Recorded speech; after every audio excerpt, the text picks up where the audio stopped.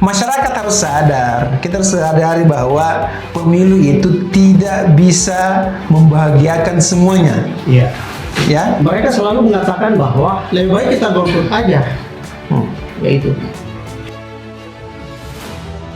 lagi pula memilih itu hak, dia bukan kewajiban. Jadi kalau saya ingin menyalurkan hak pilih saya, itu terserah saya. Kalau tidak menyalurkan hak pilih saya, itu juga terserah saya, karena itu adalah hak yang tidak bisa dimiliki oleh orang lain dan hanya dimiliki oleh diri kita sendiri. Nah, apa efeknya yang seperti ini kalau orang menjadi golput? Dengan demikian, grafik partisipasi pemilih itu pasti akan menurun.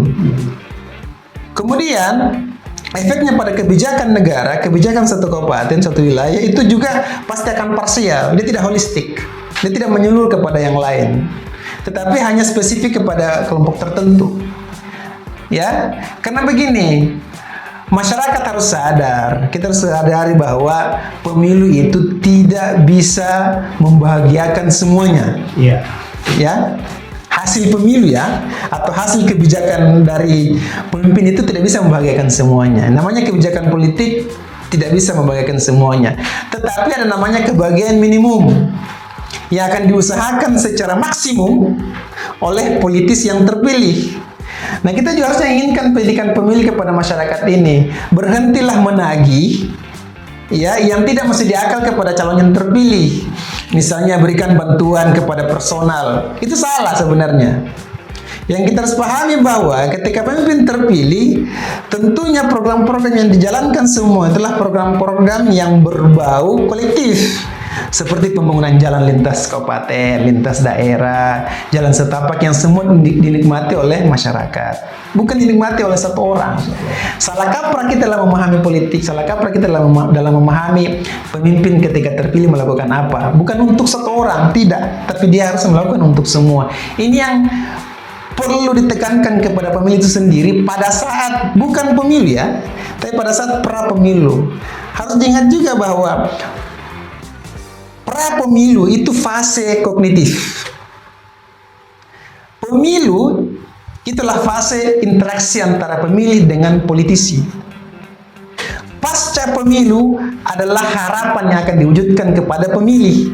Ini bedanya yang masyarakat kurang paham tentang hal ini. Iya, oke. Saya ada menantang dengan apa yang kita jelaskan, sehingga yang tertanam dalam pemikiran saya bahwa muncul sebuah pertanyaan lagi yang memprovokasi bagaimana Bung Acat untuk bagaimana mempertahankan prestasi yang melampaui ambang capaian nasional. Karena begini Bung, masyarakat kan partisipasi pemilihnya tinggi. Boleh jadi alasannya mereka sangat berharap. Salah satunya, bagaimana mereka sangat berharap suara mereka itu sangat bermanfaat untuk pembangunan yang akan datang. Dalam hal ini dimanfaatkan oleh calon yang terpilih. Nah, bisa dikatakan berpengaruh. Misalnya ketika program-program yang telah dijalankan oleh pemimpin itu sendiri yang terpilih ya, ketika dia terpilih menjalankan programnya, masyarakat ini bukan masyarakat yang pasif. Harus dipahami bahwa masyarakat ini masyarakat yang aktif dalam menilai gerak-gerik pemimpin, apakah dia menjalankan programnya atau tidak. Ketika dia menjalankan dengan baik seluruh visi, misi, dan programnya, maka otomatis akan meningkat rasa sukanya kepada pemimpin. Itu juga akan berefek ketika pemilu, dia akan mencoblos pemimpin yang mencalonkan diri kembali. Tetapi apabila dia tidak sesuai dengan harapan misalnya, maka dia akan beralih kepada calon yang lain. Ataukah dia kecewa untuk tidak memilih? Ini yang saya katakan tadi, dia menjadi golput ataukah dia menjadi apatis. Ini efek. Ya, inilah disebut sebagai benang kusut demokrasi. Partisipasi pemilih akan menurun apabila pemilih itu kecewa dengan pemimpinnya, ataukah partisipasi pemilih akan menurun karena dia tidak memilih akibat tidak ada calon alternatif yang ideal menurut dia. Karena harus diketahui Bung Jo, ada kategorisasi pemilih. Ada pemilih kritis, ada pemilih rasional, ada pemilih apatis, ada pemilih pragmatis. Pemilih kritis itu adalah mempertimbangkan aspek ideologi dari calon. Misalnya, saya adalah beragama Islam dengan aliran tertentu. Apakah aliran saya itu ada kaitannya melekat di calon itu atau tidak? Iya, iya, iya. Itu pertimbangan ideologi. Ya, kemudian pertimbangan rasional. Apakah program-program yang dicanangkan oleh calon pemimpin ini sesuai dengan yang saya catat atau tidak? Misalnya, saya ini sebagai pemilih yang rasional membuat kriteria-kriteria yang cocok untuk selera ini program-program seperti apa. Kalau yang saya catat itu dicanangkan oleh calon tertentu, maka itulah yang akan saya pilih. Kemudian pemilih apatis, yang saya katakan tadi, yang tidak mau memilih ya, karena pertimbangan banyak hal, salah satunya adalah tidak ada efeknya apa-apa kalau dari pemilihan umum sendiri.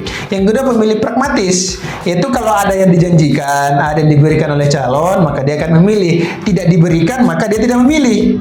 Yang menarik kita di Selar ini, Bung Jo dan Bung Irwan, di satu wilayah kita di Selayar ini adalah banyak pemilih korban janji.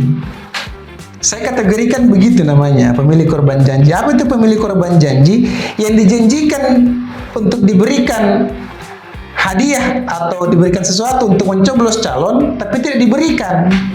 Akhirnya dia tidak memilih. Iya, iya. Dia menjadi apatis karena adanya janji yang tidak ditepati. Ada orang yang memilih karena janji yang ditepati, kemudian dia memilih. Ada orang tidak.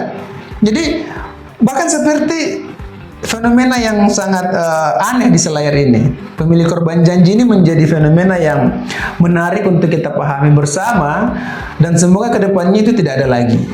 Ya.